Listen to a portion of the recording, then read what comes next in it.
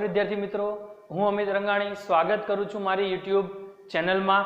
आज आपणे अभ्यास करवाना छीए संख्यात्मक गुणधर्म नंबर 2 उत्कलन बिंदुनु उन्नयन।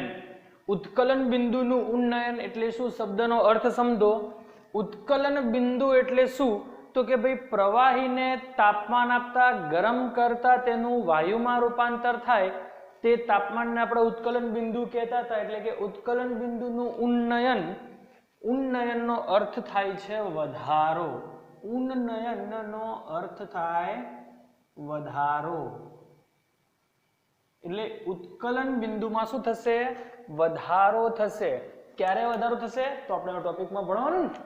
ચલો, તો એના પહેલા આપણે બાષ્પ દબાણને થોડું રિપીટ કરી લઈએ કે ભાઈ કોઈ પણ પ્રવાહીનું જે બાષ્પ દબાણ હોય એ તાપમાનના વધારા સાથે વધે છે। એટલે આપણે જેમ એને તાપમાન આપીએ પ્રવાહીને, પ્રવાહીનું તાપમાન વધારીએ તો શું થાય? ધીમે ધીમે તેની બાષ્પ વધુ બને, અને બાષ્પ વધુ બને તો બાષ્પ દ્વારા લાગતું દબાણ પણ કેવું હોય? વધુ હોય। એટલે તાપમાનના વધારા સાથે બાષ્પ દબાણ વધે છે। તો જ્યારે પ્રવાહી ઉકળે, જ્યારે પ્રવાહી ઉકળે છે ત્યારે તેનું બાષ્પ દબાણ કેટલું હોય? વાતાવરણ દબાણ જેવું। એક્ઝામ્પલ તરીકે પાણીમાં સમજો, પાણી કેટલા અંશ સેલ્સિયસે ઉકળે છે? 100 અંશ સેલ્સિયસે ઉકળે છે। એટલે 100 અંશ સેલ્સિયસે કેટલું વાતાવરણ દબાણ હશે? 1 વાતાવરણ દબાણ હશે। એટલે કે આ એનું તાપમાન હશે। આટલા તાપમાને પાણી ઉકળે એ સમયે તેનું બાષ્પ દબાણ કેટલું હોય? તો એ સમયે તેનું બાષ્પ દબાણ 1 વાતાવરણ ને 12 માં જોઈએ તો 1.013 બાર હોય છે। તો જો એક મુદ્દો જોઈએ કે ભાઈ દ્રાવકનું બાષ્પ દબાણ એ અબાષ્પશીલ દ્રાવકમાં ઉમેરવાથી શું થાય? તો આપણે ગયા લેક્ચરોમાં ભણી ગયા છીએ કે શુદ્ધ દ્રાવકની અંદર દ્રાવ્ય ઉમેરીએ અને દ્રાવણ બનાવીએ તો તેનું બાષ્પ દબાણ શું થાય છે? ઘટે છે। અને ઉત્કલન બિંદુની વાત કરીએ તો દ્રાવકનું ઉત્કલન બિંદુ શુદ્ધ દ્રાવક કરતા, શુદ્ધ દ્રાવક કરતા તેમાં અબાષ્પશીલ દ્રાવ્ય ઉમેરવાથી, અબાષ્પશીલ દ્રાવ્ય ઉમેરી દ્રાવણ બને તેનું ઉત્કલન બિંદુ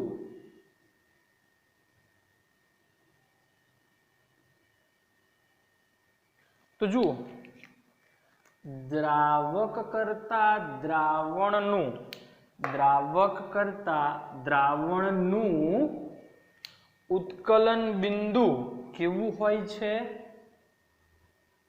વધારે હોય છે। આવું પ્રાયોગિક રીતે સાબિત થયું છે। હા, પ્રાયોગિક રીતે હું તમને બતાવી દઉં, તમે ઘરે બી કરી શકો છો। જેમ કે એક પાત્રમાં આપણે શુદ્ધ પાણી લઈશું, શુદ્ધ પાણી એટલે વોટર ટેપ, જે આપણે ટાંકીમાંથી પાણી આવે એ પાણી લો।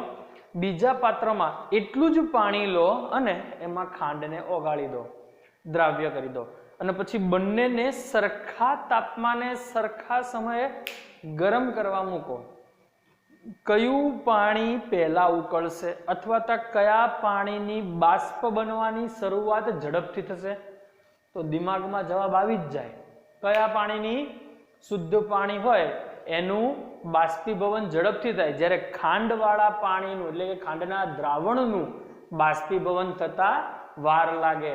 તો આ એ જ સમજાવે છે કે ભાઈ જ્યારે આપણે એની અંદર અબાષ્પશીલ દ્રાવ્ય ઉમેર્યો ત્યારે તેનું ઉત્કલન બિંદુ વધે છે। તો અહીંયા આપણે એકવાર લખી દઈએ કે ભાઈ શુદ્ધ દ્રાવકનું ઉત્કલન બિંદુ, શુદ્ધ દ્રાવકનું ઉત્કલન બિંદુ આપણે સંજ્ઞાઓમાં ભણ્યા હતા, શું આવે? ટીબી। તો શુદ્ધ દ્રાવકનું ઉત્કલન બિંદુ કેવું હોય છે? ઓછું હોય છે। જ્યારે દ્રાવણનું ઉત્કલન બિંદુ કેવું હોય છે? વધારે હોય છે। હવે આપણે આ વાક્યનો આધારે આપણે આ આલેખ દોરવાનો છે, જે આલેખ આપેલો છે। પરંતુ આપણે એને એક વાતાવરણ દબાણ એટલે 1.013 બાર ઉપર એ દબાણે આપણે માપીએ તો આપણને આવા આલેખો મળે છે. બે આલેખ મળશે, એક શુદ્ધ દ્રાવક માટે અને એક દ્રાવણ માટે. તો આ કોનો આલેખ છે? દ્રાવકનો આલેખ છે અને આ આલેખ દ્રાવણનો છે. દ્રાવકનો આલેખ છે અને આ આલેખ દ્રાવણનો આલેખ છે. આપણે બાષ્પ દબાણ વિરુદ્ધ તાપમાનનો આલેખ જોઈએ છીએ. તો જુઓ, એક જ તાપમાને એક જ દબાણે આપણે બંનેનું તાપમાન માપીએ એટલે કે એનું ઉત્કલન બિંદુ જોઈએ તો અહીં આપણને આ બિંદુ પર છેદે છે એકબીજાને. તો જુઓ,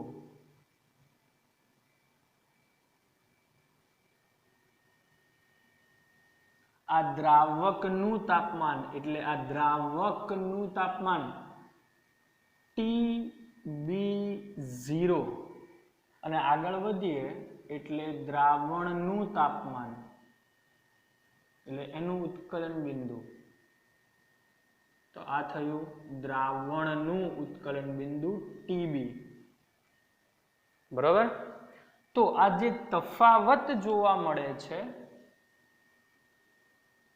આ તફાવત એટલે જ ડેલ્ટા TB ઉત્કલન બિંદુનું ઉન્નયન એટલે ઉત્કલન બિંદુમાં થતો વધારો. તો જો આપણને આલેખ ઉપરથી જોવા મળે એ લખીએ. આલેખ પરથી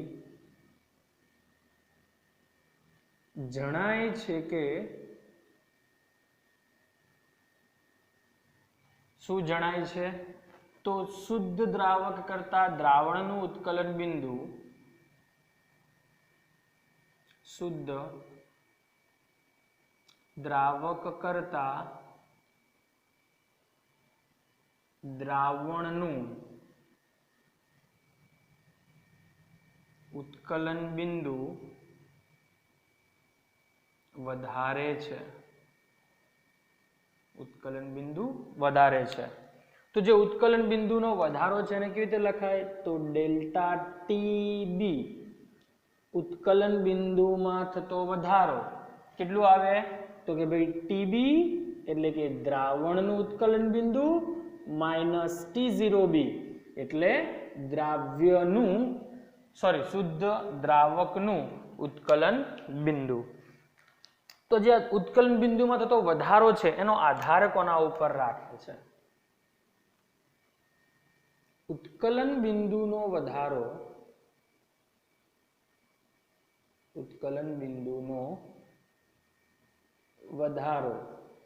અથવા તો વધારાનો આધાર દ્રાવ્યના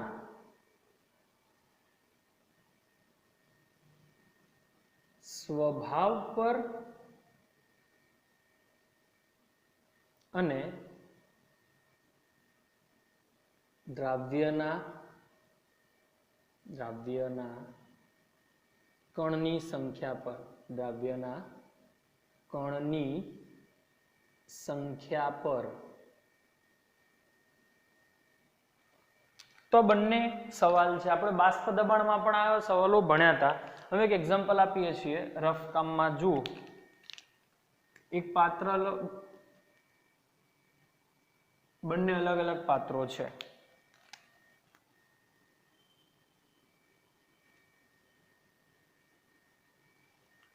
આમાં આપણે ખાંડ ઉમેરીએ છીએ.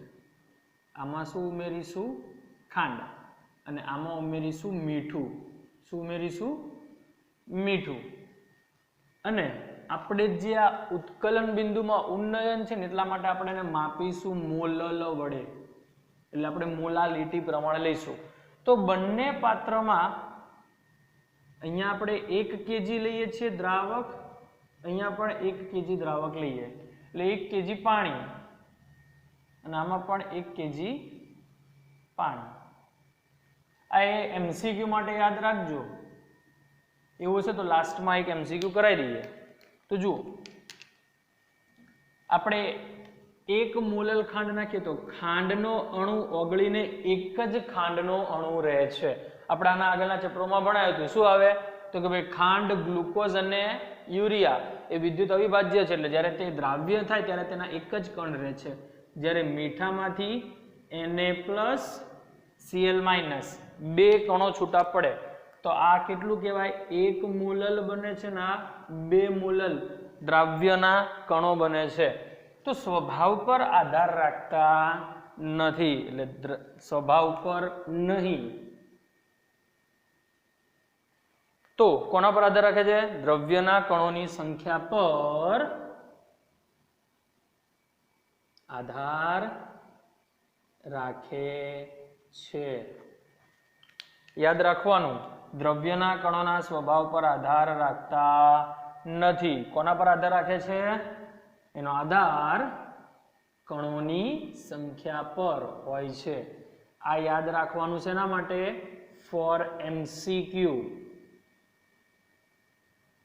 દ્રાવ્ય કણોની સંખ્યા પર આધાર રાખે છે, આ યાદ રાખવાનું MCQ માટે. એટલે કે આનું ઉત્કલન બિંદુનું ઉન્નયન ઓછું થશે, આનું ઉત્કલન બિંદુમાં વધારે થશે. એટલે દ્રાવ્યના કણોની સંખ્યા જેમ વધારે તેમ ઉત્કલન બિંદુમાં વધારો પણ વધારે થાય છે.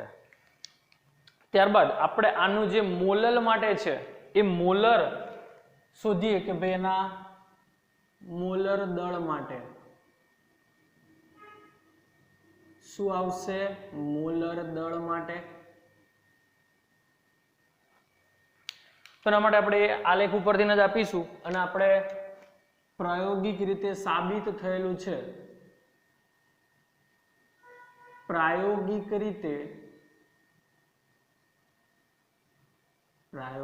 રીતે સાબિત થયેલું છે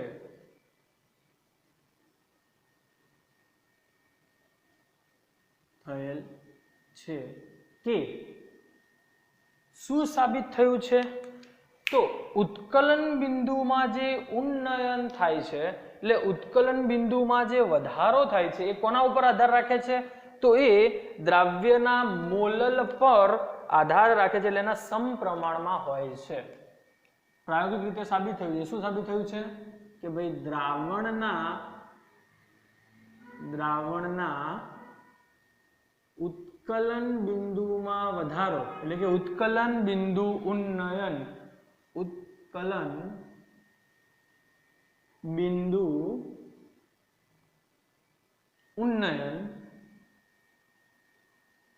ઉન્નયન એ કોના પર? તો કે ભાઈ દ્રાવ્યના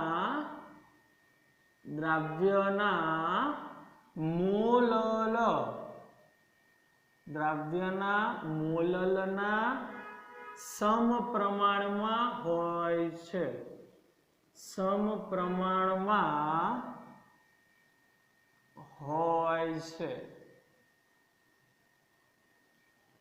આવું પ્રાયોગિક રીતે સાબિત થયું છે. એટલે એવું લખી શકાય કે ભાઈ ડેલ્ટા TB ચલે છે એમ, ડેલ્ટા TB ચલે છે એમ. આવી રીતે આપણે લખી શકીએ છીએ. એક ઉદાહરણમાં લઈએ. દાખલા તરીકે મોલલ માટે લઈએ કે ભાઈ 1 kg પાણીમાં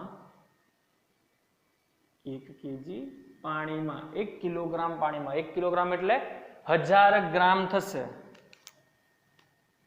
1 કિલોગ્રામ એટલે 1000 ગ્રામ પાણીમાં 1 મોલલ શું દ્રાવ્ય કરીશું? ગ્લુકોઝ દ્રાવ્ય કરી દ્રાવણ બનાવવામાં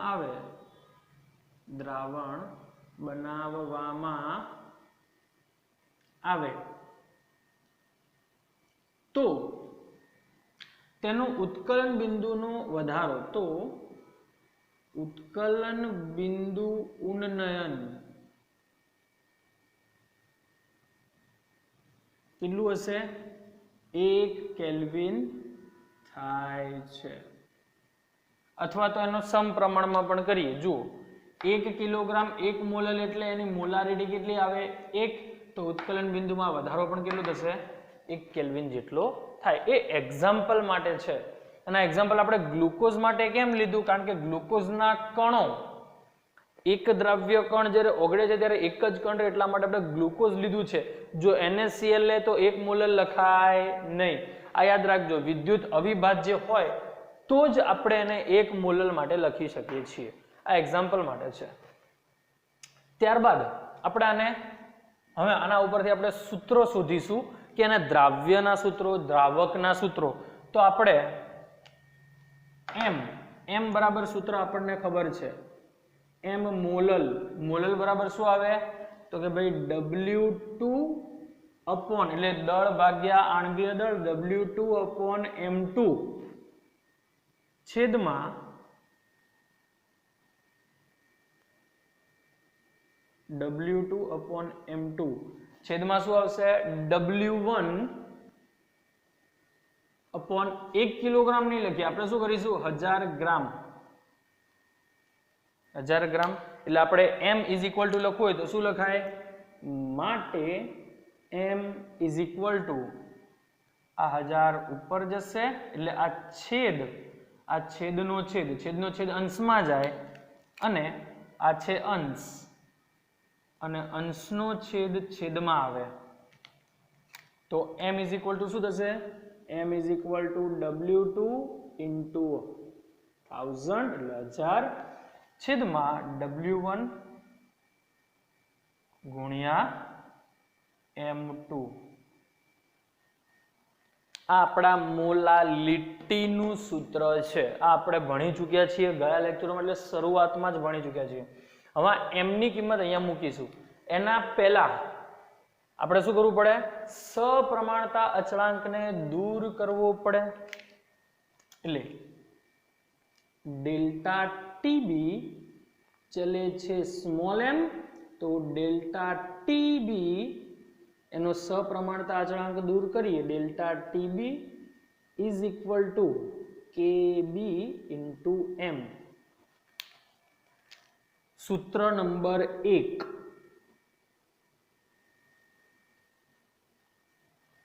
તો જે આ કેબી છે એ કેબી કેટલા હોય?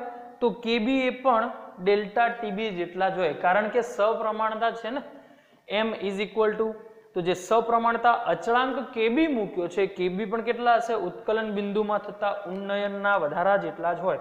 એટલે યાદ રાખવા માટે લખવાનું delta TB is equal to KB, કારણ કે આ એક જ થાય ને, 1 મોલર લઈએ એટલે 1 થાય, તો કેબી કેટલા હશે? ડેલ્ટા ટીબી જેટલા જ હોય છે. તો હવે આપણે m નું સૂત્ર મૂકીને નવા સૂત્રો બનાવીએ, જે સૂત્રો આપણે દાખલા ગણવા માટે એનો ઉપયોગમાં લઈશું. તો જુઓ બીજા સૂત્રો.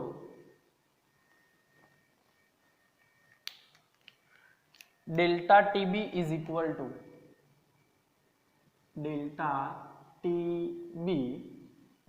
ટુ કેબી ના કેબી એમ ના એમ કેબી ગુણ્યા સ્મોલ m બરાબર આપણે આ સૂત્ર મૂકવાનું એટલે ઉપર આવશે W2 ઇન્ટુ 1000 ગુણ્યા 1000, W2 ગુણ્યા 1000 છેદમાં W1 ગુણ્યા M2.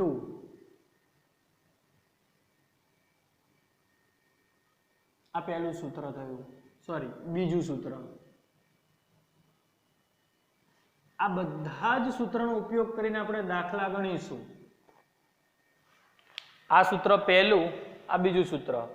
હવે કેબી ને કરતા બનાવો તો કેબી ઇઝ ઇક્વલ ટુ, કેબી ને કરતા બનાવો તો ડેલ્ટા ટીબી ગુણ્યા W2 અંશમાં W1 અંશમાં જશે, M2 અંશમાં જશે અને છેદમાં કેબી ને કરતા બનાવો એટલે W2 છેદમાં ગુણ્યા 1000. સૂત્ર નંબર 3, કેબી નો એકમ, કેબી જે આપણો અચળાંક છે એનો એકમ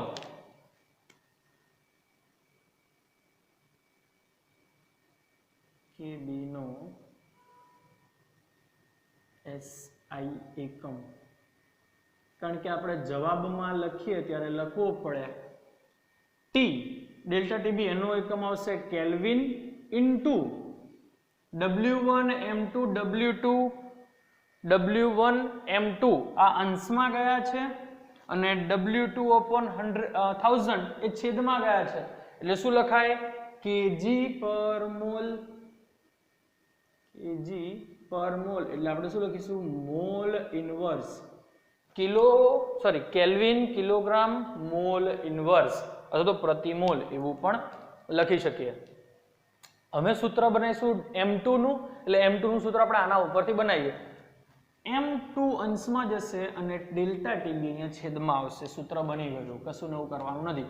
આ M2 અહીંયા લઈ જાવ એટલે શું લખીશું M2 ઇઝ ઇક્વલ ટુ આ અંશમાં જાય એટલે અંશનું જે છે એમના એમ જ રહેશે KB ગુણ્યા W2 ગુણ્યા 1000 છેદમાં W1 ગુણ્યા ડેલ્ટા ટીબી. આ આપણું ચોથું સૂત્ર. અને ત્યારબાદ એક બીજું સૂત્ર છે જે આપણે ઉષ્માગતિ શાસ્ત્રમાં ભણ્યા છીએ બાષ્પન એન્થાલ્પી ઉપર. 1 2 3 4 અને એક પાંચમું સૂત્ર છે જે દાખલા ગણવા માટે વાપરીશું આપણે.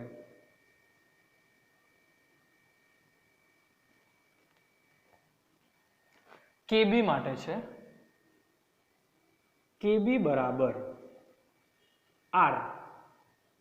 શું છે એ આપણે નીચે લખીએ. આર શું છે તો આર એ વાયુ અચળાંક છે. શું છે? વાયુ અચળાંક છે. આર ગુણ્યા M1, આર ગુણ્યા M1. M1 શું છે? દ્રાવકનું આણ્વીય દળ. M1 શું છે? દ્રાવકનું આણ્વીય દળ. ત્યારબાદ ટીબી નો સ્ક્વેર ગુણ્યા ટીબી નો સ્ક્વેર. તો ટીબી શું છે હોવી જોઈએ ને ખબર. ટીબી એ દ્રાવકનું ઉત્કલન બિંદુ છે. ટીબી દ્રાવણનું, દ્રાવકનું નહીં, દ્રાવણનું ઉત્કલન બિંદુ છે. છેદમાં 1000 ગુણ્યા આપણે ઉષ્માગતિશાસ્ત્રમાં ભણતા હતા delta H vapour. Delta H vapour એટલે બાષ્પન એન્થાલ્પી.